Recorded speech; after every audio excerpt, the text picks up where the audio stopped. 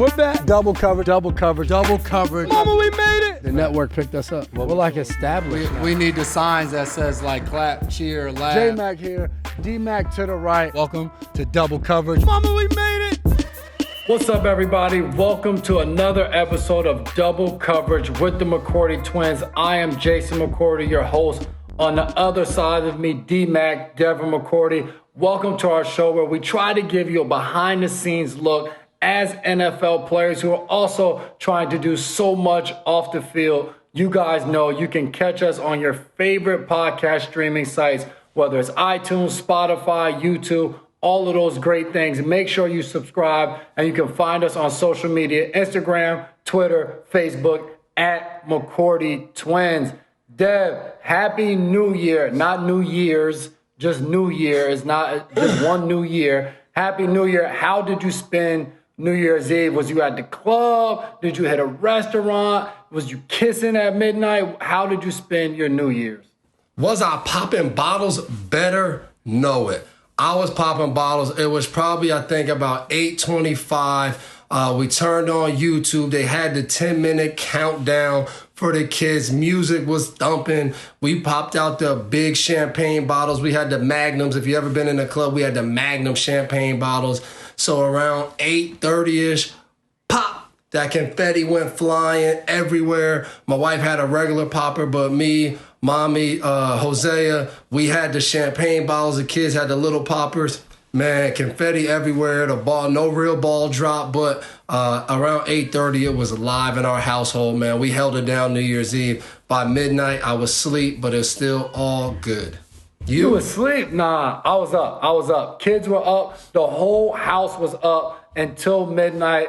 As a matter of fact, we started a countdown at 11:40 turned around. Kids were still awake. They said, hey, we can stay up till midnight. They said they can do it. We challenged them. They were up until midnight. We watched the ball drop, and the ball dropped, and the kids turned and said, what next?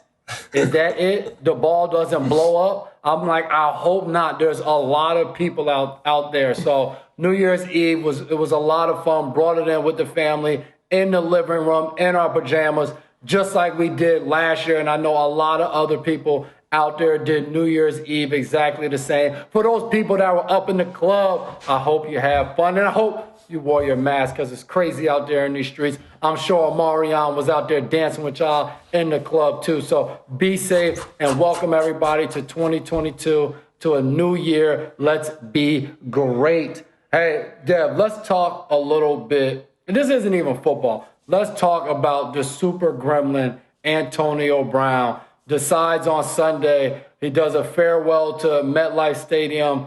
Takes it in. You can see on the sideline. Obviously, we don't know exactly what happened. You can tell something transpires. Mike Evans trying to stop him. He eventually gets the shoulder pads off, takes off the dry fit, the gloves, throws it in the stands. He still had on the wristband with the A and then the picture of the B. Dope wristband too, by the way. That was the first time I saw it. But he decides to make his exit in the third quarter. Whose side are we on here? Bruce Arians says they asked the man to go in the game. He refused, so they told him to get out of there. Sources close to AB. You see how that's how they do it on ESPN and Fox News. Sources close to AB. So we don't know if he said it. We don't know. But they claim that the man was hurt. There's proof in that. Didn't practice Thursday. Didn't practice Friday. They wanted him to enter the game. He didn't feel as though he was healthy enough. And I love the way you see different reporters report about it. And they're like, he says he wasn't healthy. And then they go, but I mean, you saw him jogging in and hopping around. Like, yeah, the man jogged into the tunnel. Jogging and running a full speed out cut is totally different from being healthy enough to play to being able to jog. But where do we stand? On what side of the fence are we on, AB? There's no sides in this situation. I think the situation was just ugly. I think probably whatever transpired on the sideline that got him that worked up probably was a little bit of fault on both ends. Maybe more on the staff's end of if they really did tell a player on the sideline that they weren't on the team. I think you have to do a lot to be told you're not on the team right then and there and to get out. And I've seen some sideline meltdowns. We had Billy O'Brien, Tom Brady. We had Josh McDaniels, Tom Brady. We had a little Cassius Marsh action. I've seen some sideline meltdowns. You get through the day. Then the team figures that out the next day on Monday. So I do think, especially once we hit Monday and AB wasn't released, it was like, whoa, what really went down here? Well, like, is he gone right away? But then I think whatever happened, the reaction was not necessary. And I said this to a lot of teammates. I think the way AB reacted made people forget about his side of the story, how he felt, his feelings. All of that got thrown out of the window because no matter how angry he was, the antics went to like, let me put on a show. And I had no problem. They kicked him off the sideline. I had no problem if he would have took his shoulder pads off, put his helmet on the sideline and said, you know what? I'm out of here. Walked off, walked in the locker room. I think then as fans and as spectators, we'd be like, well, wow, what happened? Like, why would he just walk out? And he would have been able to tell his story. But I do think he doesn't lose the weekend because he had a great week. He did that. Cool. He gets picked up by some famous driver. He's putting him on Instagram Live. He jumps on Barstool Sports the next day. We see AB at the Nets game. He drops a single. Courtside. I mean, hey, was this planned? I don't know. But I will say, Super Gremlin AB took full advantage of what happened. The singles out, it was on iTunes, and he was at the Nets game. You can't beat that. Shout out AB taking advantage of every situation. There's no such thing as bad publicity. All the reactions, I saw different people on social media like, yo, he left because they were trying to hose him. They were trying to keep money away from him. He had incentives he was about to hit. I'm like, that makes no sense. If you had incentives, you wouldn't leave the game with a chance to hit the incentives. And then there's a whole nother regular season game coming up and for the 17th game this year. So you still had a whole nother 4 quarters. So 5 total quarters left. I think it was 8 catches, a touch. Like he had 11 catches the week before. He definitely would have hit those. So I think that excuse is out the window. I do think there's probably something to the injury thing. And then you can tell this thing had been brewing. Like, this didn't just happen on Sunday. And as I'm watching it, because I'm hurt, I'm watching the game. I actually have 2 TVs going. And I'm watching the Dolphins game, and the other TV's on mute. And my son, my 6-year-old, were watching the game. He's like, what's Antonio Brown doing? We see him pumping the crowd up, so we turn the volume up. We check it out. But I just think you can tell the buildup, because as you watch him leaving the sideline, not one defensive player comes over there to stop him. Not one staff member is even courteous enough to escort this man into the locker room. So you can tell whatever transpired, and I'm just guessing, I'm not in Tampa Bay, but you can guess that there's been a lead up, that sideline in their mind were done. They were like, hey, if he's leaving, let him go. So who knows who's at fault? I think, like you said, there is no fault when something like this transpires. But from my vantage point looking in, they were done with AB. Whatever happened, whether it was the vaccine card, whatever it was, they were done with him. I even saw my guy Alex on the sideline turn around real quick like, let me focus on Tom. He's like, I don't want to get involved in none of that. I ain't going to chase bro down. So I think what Tom said after the game was really good. You know Tom, great dude. Not going to say anything bad about one of his guys. And he said, a lot of empathy needs to be stressed. There's a lot of parties at play in this situation, and who knows? But my dog did have a great weekend courtside, watching the Nets, all of that. So great take on it, Dev. Appreciate it. But Super Gremlin single, I didn't check it out. Don't plan on checking it out, but you guys can go check it out if you want. Before we get into any sports, we got to pay tribute to John Madden, somebody that meant so much to the football world. It's crazy because I feel like our generation, and especially the younger generation, a lot of people don't even probably know who John Madden is. For us, we thought like, hey, John Madden was a sports reporter, sportscast guy on game day. We listened to him and Pat Summerall, and then we obviously turned on the Madden video game. It wasn't until I got older that I realized, like, nah, this dude got all of that because he transitioned from being a great coach for the Raiders back in the day. But I look back, when I think of John Madden, I think about playing that video game. Like, we all wanted Christmas, whatever it was, birthday, you wanted the new Madden. I think that everybody that's a video game person, you know when summer hits, as training camps rolling around, that's when the new Madden drops. When you know around the time of the year when something drops, that shows you how special it is. So, I mean, everybody wanted to play on the all Madden level. It was just, it was like when you talk about Bing Moss, a catch being named after you. When you talk about John Madden, the football video game that everybody lives by is named after him. It just shows you how special of a human being and how much he meant to the football world. Yeah, and everybody that heard that little audio in the back, I had to kick my daughter out. She's in here playing with cars, then she slams the door. We got a lot going on over here. But like you said, big shout out to John Madden. I think when you just think about his legacy and what he left behind, it was fun even hearing Bill talk about him during the week and their relationship and what Madden meant to the game. Bill knows so much. And he talked about how Madden was terrified to fly. And he said, if you got on one of those Madden buses, you understood what it meant to see a awesome bus and how much fun you had getting on the Madden bus. So, like you said, huge shout out to what he meant to football and how many lives he changed through the game of football. And on another note, the same thing with Dan Reeves, who also passed away a few days after John Madden, another legendary coach and a special relationship here because he has relations to Dave Andrews. He's his uncle through marriage, I believe. And Dave used to always talk about being able to go to Atlanta and, be like a towel guy, and Mike Vick would give him stuff. And to me, watching football through the years and knowing what Dan Reeves did as a football coach. And then I think one of the best things that happens through this league is you get to meet people who have relationships with someone, and to hear the way Dave talked about Dan Reeves as a person. Obviously, you knew he was a great coach and what he did in football, but hear him talk about him as a person, how great he was, how he let him be around the facility and all those different things. Another legend lost, and I think the impact that these coaches had. A lot of times, younger generations don't get to realize it, but it's passed down through legacy of our game, true fraternity when you talk about the NFL.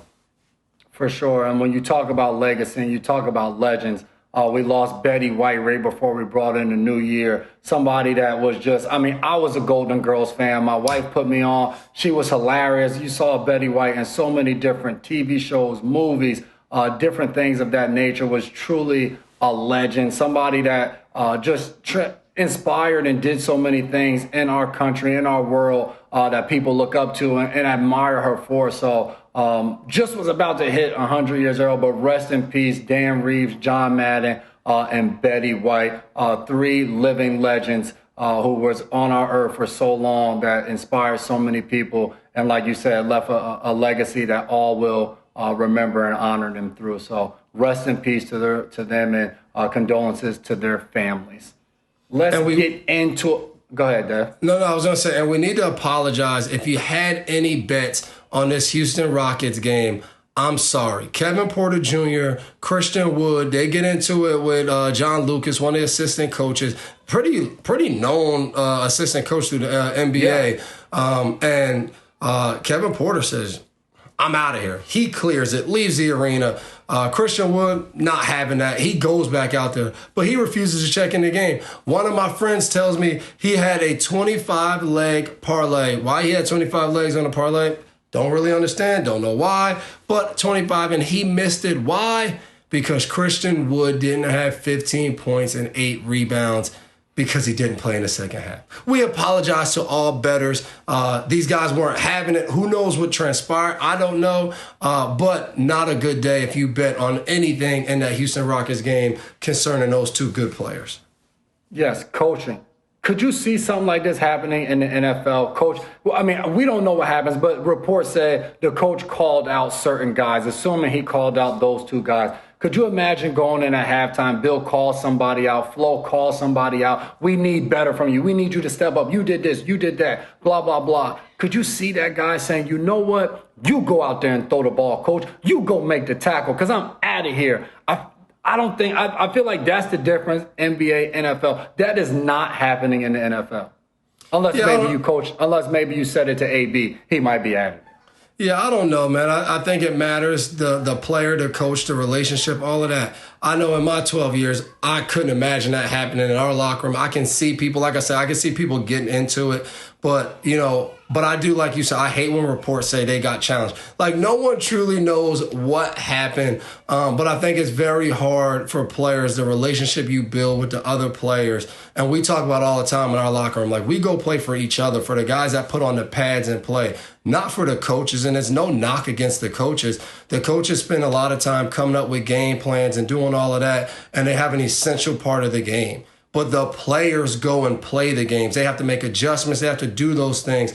And that's who you play for. That guy standing next to you, I need him to do the right thing so I can do the right thing.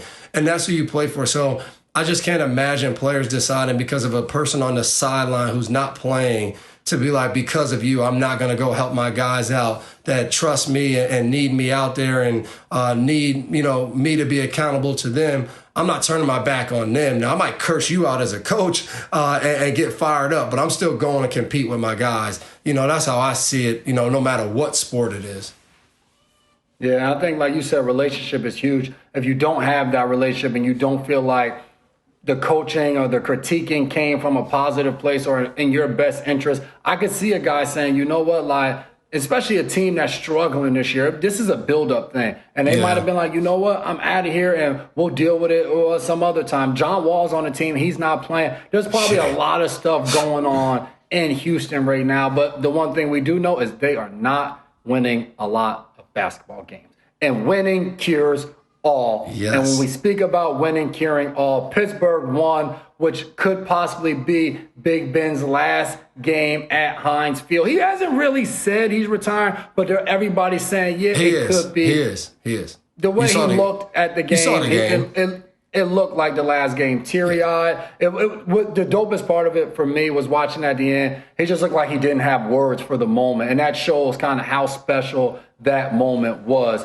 There weren't words to be able to articulate how he was feeling right then and there, winning his last game at Heinz Field. Obviously, one of the best quarterbacks to play in this game.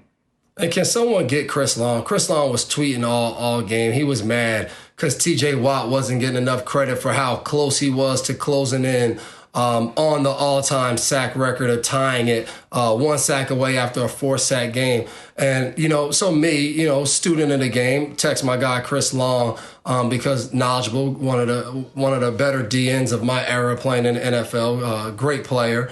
I asked him, I said, I'm watching the game. I said, TJ Watt, like, why are we not chipping him with a tight end every single passing situation? Like, why would we come out here and line up and let a guy get 4 sacks who we already know is usually way better than the guy he's rushing against? And he texts me back and goes, why aren't they talking about him more?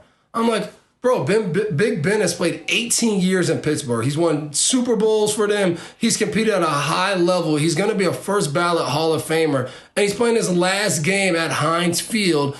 Like, what do you mean? That's why they're not talking about it. They're going to talk about it all next game. They didn't even answer my question. So, Chris Long, very disappointing text message chain with Chris Long last night. Very disappointing. Yes, and in that same mold, talking about winning, curing all, Cincinnati, a team who I feel like last year they were saying Zach Taylor needs to get out of there. Cincinnati wins one all the way to the very end, is able to kick the field goal to beat Kansas City. And they're a team that is rolling. Man, Jackpot Joey, he is out there balling. Jamar Chase, the man had 200 and something yards. Like you just said, when you talked about Watt, chip him, do something. Double team Jamar Chase. He is just catching the ball outside the numbers, play after play. They're just throwing the ball up on the outside. He's making catches. Let's double him. Make him throw it to T. Higgins, to Boyd. They may get you too, but I'm not going to continue to let this guy just wreck havoc on the game for 4 quarters. Unbelievable to me to watch that. Obviously, 2 teams that are going into the playoffs, man. I think Cincy is scary right now. They're a team that's playing good football. Their defense is doing well enough. And man, with Joey in back there and those weapons that are on the outside, and don't forget they got Joe Mixon behind them too. Man, they're going to be scary to me in the playoffs. Yeah, tough, a very tough football team. And I want to say, as we look at this week, what was it, 17 last week? Once the playoffs come in, it was great to watch. You watching teams clinch. You talk about Cincinnati paving their way into the playoffs. Buffalo beating Atlanta in a tough game with the snow coming down. New England, us 50-piece beating against the brakes Jacksonville. off of Jacksonville, who stayed in Jacksonville, I guess. Well, they went through COVID. Like we said, COVID is going to determine something. Jacksonville will probably play better this week. And I know they're playing against Tennessee, so it's not going to, or no, they're playing against the Colts maybe. One of it, it's an AFC South game. So it's going to be a matchup, but I think they're going to play better. You know, it has so many guys out. The Cardinals beat the Cowboys, another tough game. The Raiders come up with a big win to keep them in playoff contention against the Colts. You just got to love the Chargers go out and handle business against Denver. You got to love week 17 and 18 of the NFL season back in the day, week 16 and week 17. When the playoffs come around, which teams find a way to win to become whatever it is, division champs, wild card spot, just to give yourself a chance, because no matter what they say, you want to be the number one seed that Tennessee has, and now Green Bay, I believe. You want that seed, but if you don't get it, you just want to be one of the 7, because that gives you a chance to win it all and be a part of the dance. And it's fun to see, and I will say it is fun to be back in that dance after missing it last year. For sure. This is my 13th year. Have only went to the playoffs twice. It is something that you cannot take for granted. Fans, don't take it for granted. If you have a team that is in the big dance every single year, appreciate that. There's a lot of work that goes into that. It doesn't just happen. But speaking of playoffs, the college playoff sucked.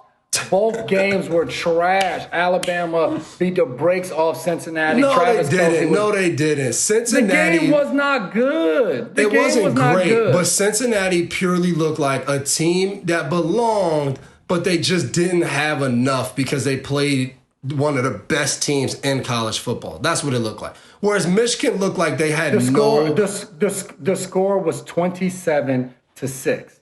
Like, when is that a good matchup? That's not a good game. They beat them by 3 touchdowns.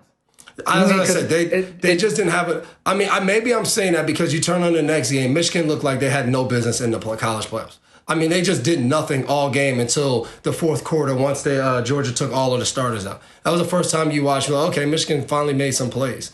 Terrible. I agree with you, though. Not a fun weekend to watch college football. I get it. It's a lot more money being made than just – we did all of this to have Georgia play Alabama in a national championship, just a rematch of the SEC championship. Is just the SEC just that good that, like, at this point we might as well just say whatever 2 top teams are in the SEC, let's just put them in the championship and watch them play? The SEC is, but when you don't have Clemson being good and you don't have Ohio State being like, those are the teams. But I will say some of these other bowls put on quite a performance. Ohio State plays against Utah. What a show that was.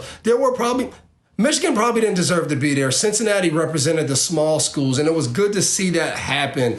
But like we talked about, they got beat 27-6. But like you said, the UFC, don't they walk around with didn't they get a national championship ring made and everything for the year they didn't get into the playoffs?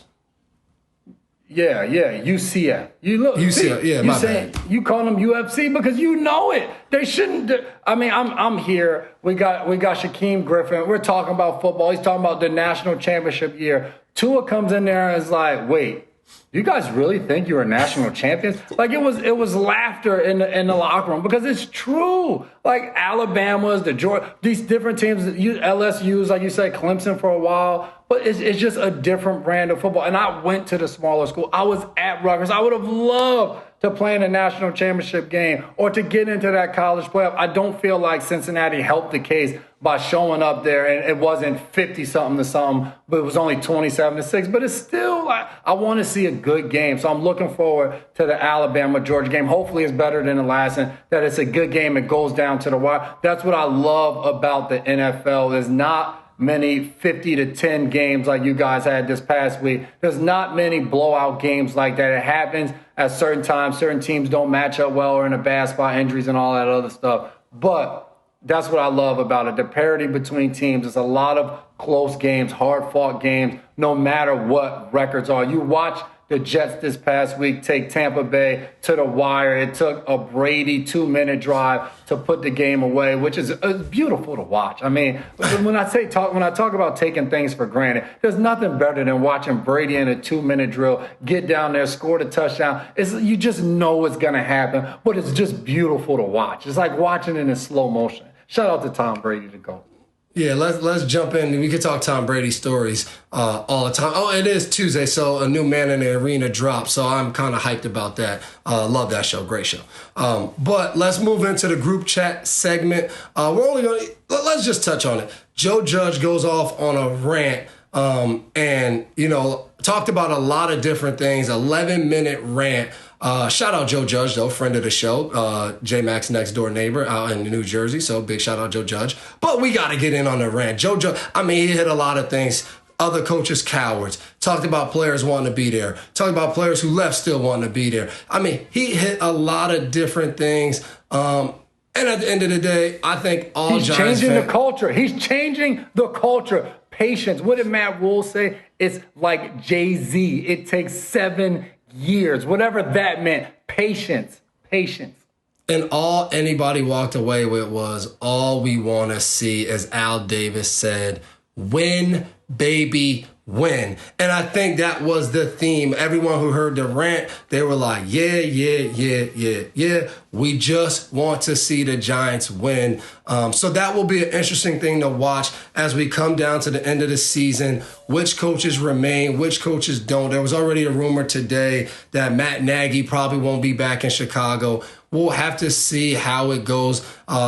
Watching the Monday night game, they were all over Kevin Stefanski, the commentators, about not getting Nick Chubb the ball, about Baker Mayfield be there next year. Is he so much stuff? And once you hear all this stuff going on and being talked about, you always wonder, what do they think? Are they keeping this guy? Like Cleveland was just in the playoffs last year. I don't think Stefanski needs to worry. Yeah. But it will be interesting how ownership and all of them view the future, because as we know, the NFL is a what have you done for me lately league.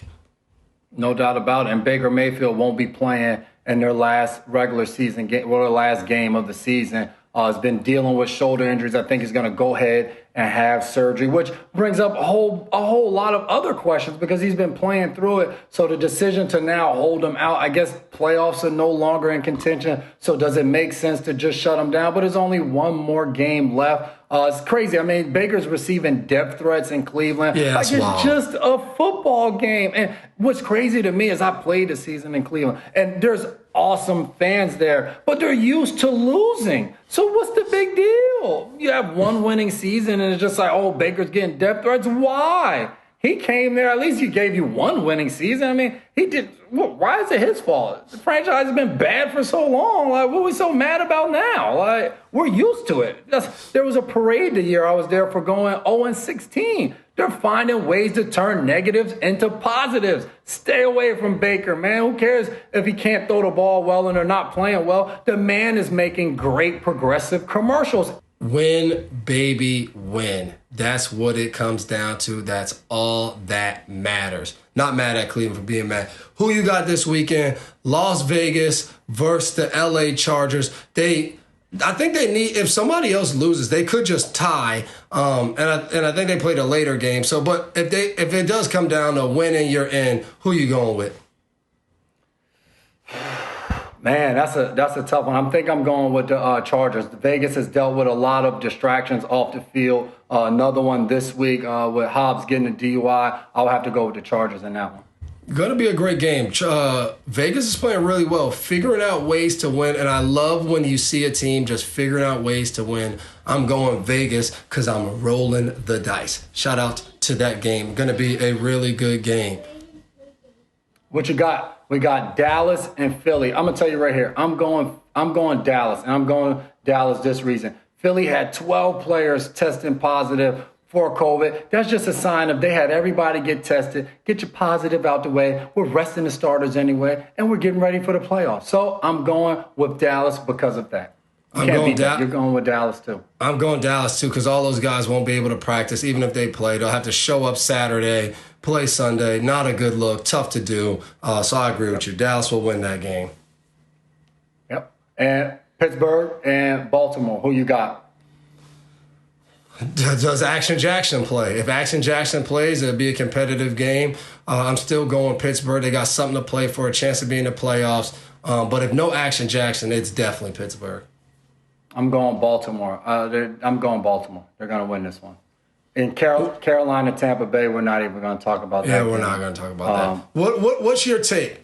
We talked about this. Joe Burrow and the crew lighting a cigar in the locker room. Joe Burrow, famously known for when they won the national championship at LSU, hitting a cigar.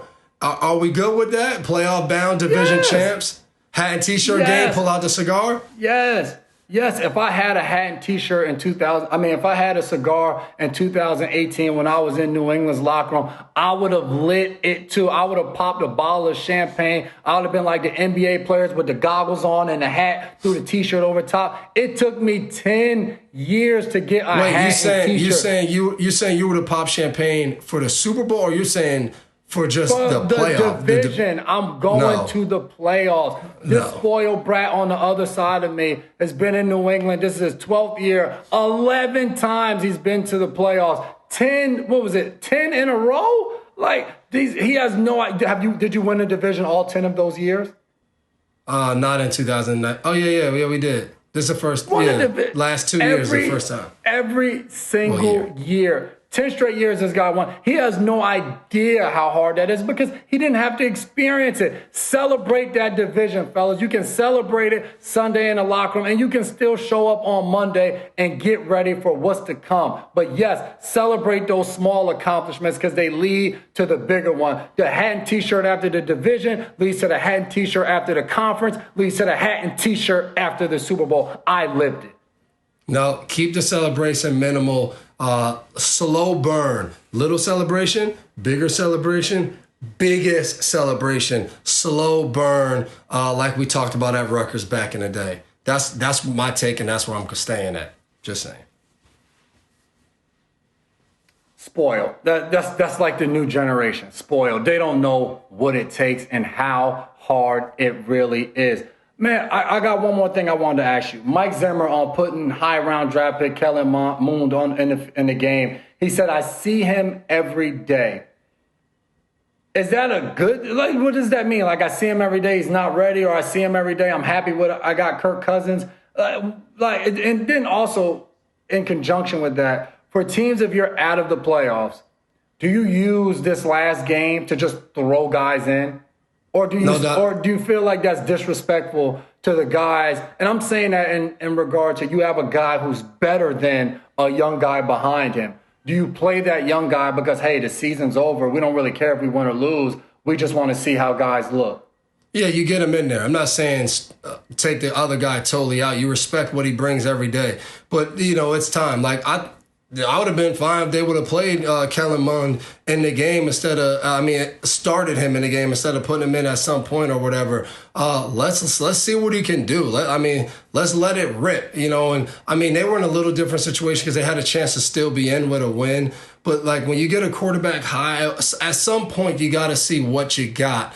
So I'm not against that. I think you show respect to an older guy, veteran player. He starts the game, he does it, but you work those other guys in. I don't think there's anything wrong with that. Yeah, for sure. Well, D-Mac, who do we have for the Dan O'Brien keeping it awesome moment of the week? I think an obvious one here. This is easy. Shout out to Big Ben. Didn't come out and clearly say it his last game, but it was. His family was in the suite. They panted him over and over again. He takes the final lap around Heinz Field. His family comes down. And is this not picture perfect? This was the last year of naming rights for Heinz Field. I don't know if Heinz Field wants this field. Heinz wants the field next year with Big Ben leaving. So it would be pretty cool if this is the last game for Big Ben there and then the stadium name changes. It all came together. They won. He took it all in. Great career. Came out in 2004. Super Bowl titles. Just really, a guy that I think a lot of people didn't think had a chance to be a good quarterback in this league. Showed time and time again that he could change his game and adapt to playing from standing back there, pushing people off, holding the ball, to throwing the ball fast. Just, fascinating career. It was pretty cool to watch. The city of Pittsburgh just praise him all night long. It was cool to watch. Yeah, for sure. And I think a lot of that had to do with the style in which Big Ben played. That fan base was able to rally around because it was blue collar. Big Ben, like you said, was taking hits, shaking guys off of him, running. He did everything necessary to win games and brought a lot of victories to the city of Pittsburgh. So shout out to Big Ben. Great career. Have one more game to go. They're still on the cusp of the playoffs, but it doesn't look likely. So we will be celebrating Big Ben and probably his final game. And played all 18 seasons as a Pittsburgh Steeler, which is incredible to do. We saw Tom 20 and then go to Tampa. This guy won all one team. Very, very impressive. Before we hit who lost the weekend, we're going to start with the feel-good story. Who won the weekend? It was easy. Brandon Echols of the New York Jets. He intercepts Tom Brady. This kid's a rookie. Intercepts Tom Brady, the GOAT. Intercepts him. They end up losing the game in a 2-minute situation. He goes to the equipment manager. Hey, give me my football. Give me my football. Takes his football over and asks Tom to sign it. And Tom signed his football. That was an awesome, awesome thing to see. And I'm going to explain why. Because, yes, some people may look at it and be like, man, they just lost the game. Why is he asking for Brady's signature? Blah, blah, blah. Playing for the Jets. The Jets weren't going to win the game. The Jets haven't won many games. The Jets have lost a lot of games. To accomplish an interception off Tom Brady is bigger than the Jets winning the game. The Jets don't want to win the game. At this point in the season, win the game for what? We got a high ground draft pick. We're like, that's the most important thing. So the Jets lose, who cares? He got his ball signed by Tom Brady. Shout out to Brandon Echols. You won the weekend. Frame that ball up, put it somewhere. I'm not sure if that was his first interception. It's even better, but that is incredible. Who lost the weekend? We talked about the Joe Judge rant. In that rant, he said players who are no longer on the team text him twice a week, telling him they want to be back. You players who are texting him twice a week, you lost the weekend. You text him twice a week. Get off my neighbor, man. I love Joe Judge, one of the most competitive guys from Philly, but talks like he's country. Joe Judge, cool as they come. But those guys calling to be back on the Giants, and the Giants season is ending this week, not making the playoffs. I'm just saying, like, if we're going to call to be back, I'm calling to be back on one of the top teams. I'm calling to be back on Tennessee. I'm calling to be back on Green Bay. You're not rushing to go back to the Giants right now. I'm just saying, you guys, if you're shooting that text message out on Tuesday, on that day to come get that workout, I'm sorry, man. Big head? You lost the weekend just from Tuesday, man. Sorry. Appreciate you guys for tuning in each and every week. As you know, you can catch us on YouTube, Spotify, iTunes. All you have to do is search Double Coverage with the McCourty Twins and hit that subscribe button. Check us out on social media, Twitter, Instagram, Facebook, at McCourty Twins. Thank you guys for listening. Happy New Year once again. New Year, same slogan. Mama, we made it. There we go. Go tell somebody.